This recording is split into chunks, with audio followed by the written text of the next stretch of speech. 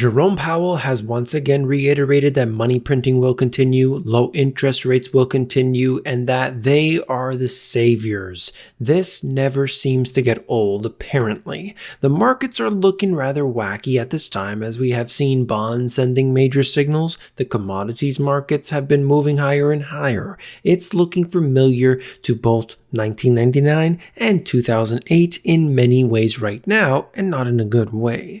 But as long as the Fed devalues the dollar, everything is okay, right? You came here for the truth, so let me unveil that for you. Today I want to have two primary focuses, looking at the bond market and the signals that they have been sending, give you a little bit more information on that. I've been covering it recently, as well as talking about commodities. I have a few other things to discuss. I think it's important that we look at all of this simply because of what that means for you as an individual. If you've got a pension fund, if you've got a 401k, if you've got an RRSP or a super, if you've got some sort of retirement account, it's all interconnected to this. At the same time, we're looking at real estate, where people, for some reason, love the fact that their real estate is increasing by 10% plus year over year over year.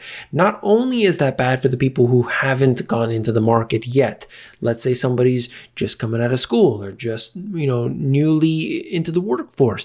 They don't have enough money to even get a condo, to even get a small little shack. Never mind, let's say normal sized house that can actually sustain them and potential family and so on.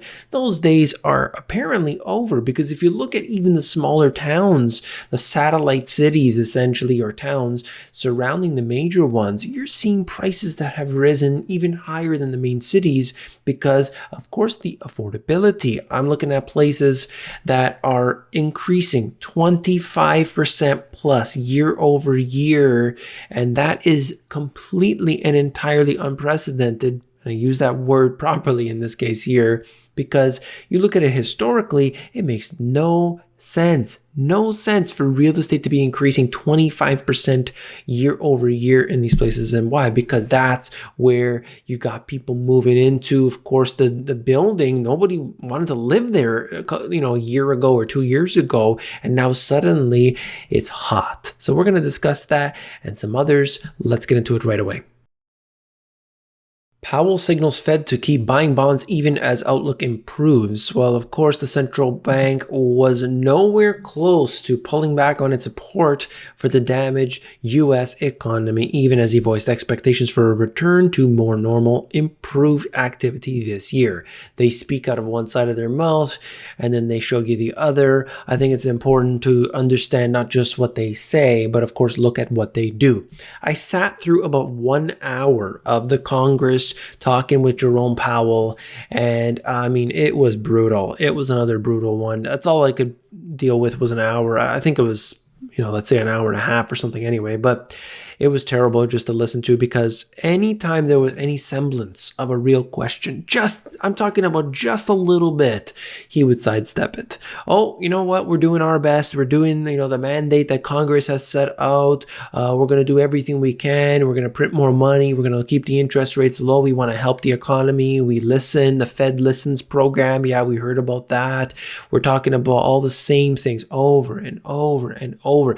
And they talk about the nonsense. They keep asking every single time, the political pressure that you were receiving, the political pressure that you were, and then he has to go back and say, I can't comment on that. I can't comment on that. You wasted your question. They could be asking actual important factual data that the public needs to know, but instead they keep asking the same thing, knowing he's going to give the same canned response over and over and over again. Nobody actually wants to get to the bottom of what they do and how they've been working on their business. They simply ask a question because they get airtime, okay? They want the people that look at them, this is the Congress, that look at them and say, well, you didn't do your job, or you did your job, and so on. You can quote that particular piece. They know exactly what the response is going to be. And this is not a rant. This is so informative that people need to understand what happens at these particular stages. When you see, in the news, you get one headline, okay, move on. No, there was a lot of important things happening here. And just because we didn't get any new revelations, we got to understand what's happening at each and every step of the way, going on with the Fed especially. US M1 money supply has increased by 71.5% in 1 year. Markets joined at the hip. That's right. You could see the M1 money stock measured against the Wilshire 5000. And of course, you could see they're very clearly joined at the hip. It is accurate to say that. One other thing that I didn't mention previously was that you could see Jerome Powell, as he was talking with Congress, he said that the M2 and as it relates to the economy, there's no correlation anymore. And in fact, we don't look at it. We don't look at it anymore. And I think that's something that people need to understand, that if they keep on contorting and confusing their statistics, they can get it to look like anything. Really, they can do so. And they do that with their core PCE inflation rate, which we know is entirely garbage. Red metal run. Copper prices surge above 9,000 a ton in London for the first time since 2011. You could see what's been going on since 2020, March 2020. Commodities have been skyrocketing. We haven't seen a surge like this in a long time, and it doesn't seem to be stopping anytime soon. Does this signal that there's a recovery because now the demand is there for copper? Or is this simply the fact that we are in the everything bubble and we are noting that pretty much put your money down anywhere, let the chips, fall where they may and see what happens? Here's the US home price index year over year, looking at it at this time, just going higher and higher, coming at a time when the prices were already at or near record highs in many places. Here's the 1 year price change percentage by metro area, November and December 2020. I mean, I've shown you this many times before as it's been updating, but they tell you, of course, there's this 2% inflation rate. And then you look across here, all of the major cities, composite 20 right here is looking at, or this is 10% for those who can't see. I'm trying to mark these for you. That is just showing you December's the blue line, over 10%. The major 20 cities in the United States, over 10% year over year. Now the prices, you could look at them 2019 into 2020, and then of course into this year as they've been moving, and it just continues to escalate. And I understand, okay, there's this big change, people are moving to the suburbs and so on. But the prices are becoming unreasonable, and a lot of that is based on fear. Oh no, if I don't get a house today, I'll never be able to get one tomorrow. But this is, of course, something that people need to be aware of, and how they're being pushed in, they're being marketed, they're being sold to. And certainly the prices can continue to rise. I'm not denying that, but it's based on fundamentally flawed information.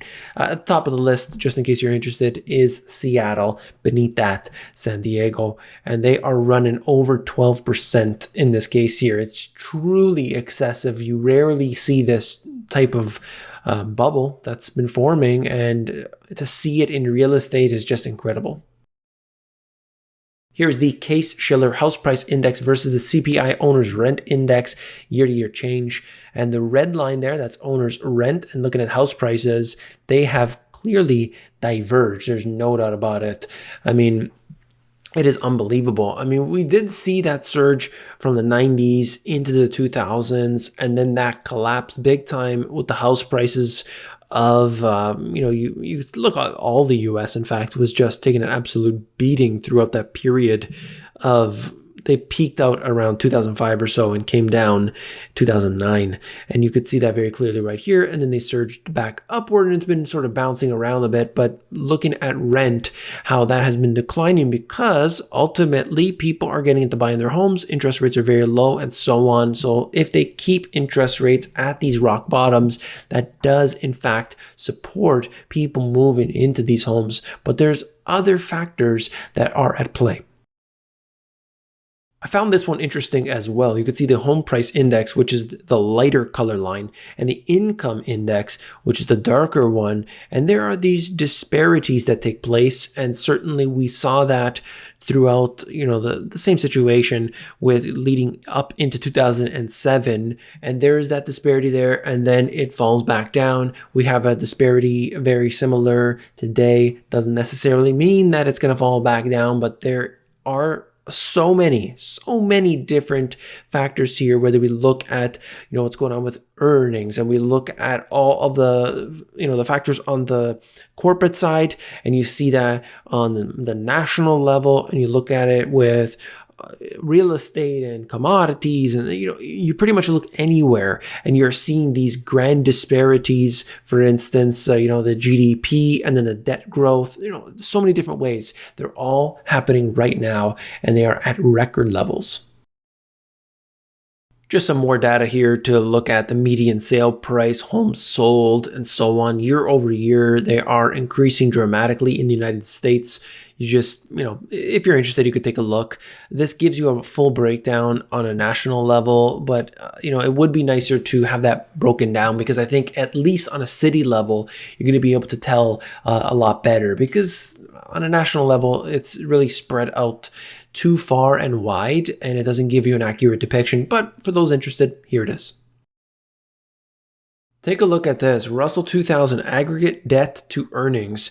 And we have seen this type of behavior before. We don't know if this is necessarily a blow off top, or this is just a little dip down and it will go higher. We'll see what happens in the end, but we've seen these type of peaks before, and it does not end well. When small caps start doing well, you start to see that there is a lot of investment going into penny stocks even. And of course, we had the retail trading frenzy that took place.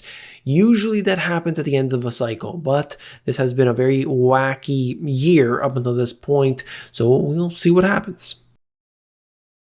A fine time to borrow. U.S. municipalities find financing at record lows. Of course, they're going to do this. That's why corporations are doing the exact same thing. It doesn't matter what kind of garbage they're rated at, because that investors are gobbling it up. They believe that there's no possible way they can lose, and that's why they buy it. I mean, just look at Argentina's century bond. A bond knowing it would fail. They actually were oversubscribed. It just shows you what central bank activity, manipulation, we'll call it, can actually do to the markets. It breaks them. 10-year U.S. real yields using 5-year rolling average inflation and U.S. federal debt. So the darker blue line there, that's the 10-year real yields percentage, and the lighter is the federal debt held by the public. And we have seen these patterns before, time and time again.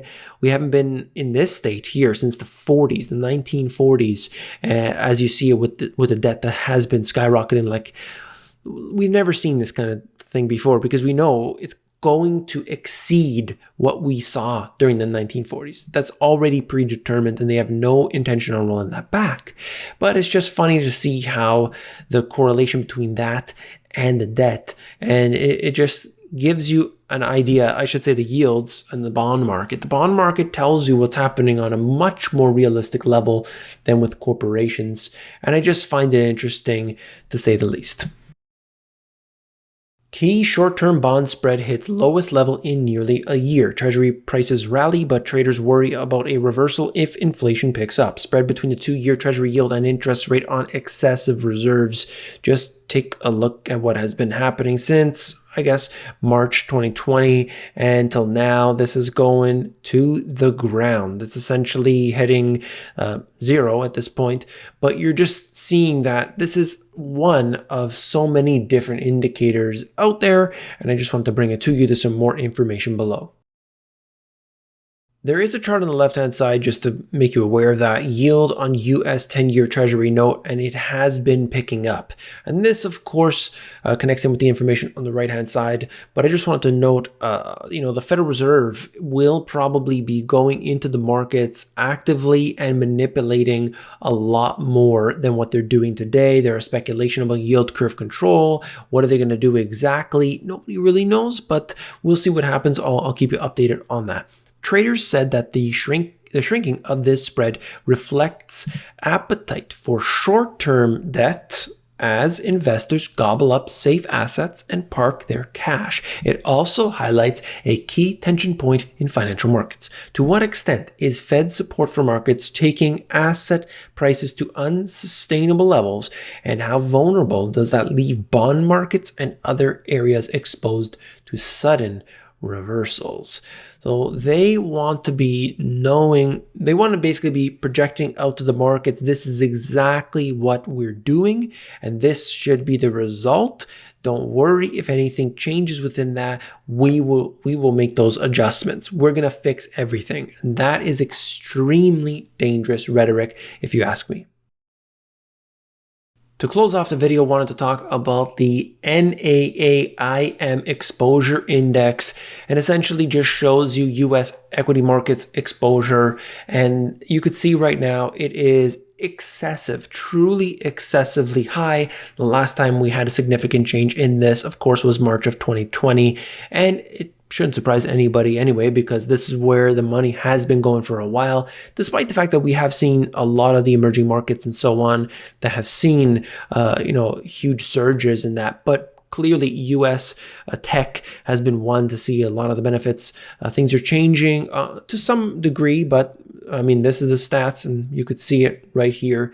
And I'm going to end the video there. If you found it informative, hit that thumbs up button. By clicking the like button on your screen, you're supporting the channel. It's as easy as that. You can put comments in there. You can share this. That really, really does help me out. So I want to thank you for that, for all of those who do that on a daily basis. Thank you.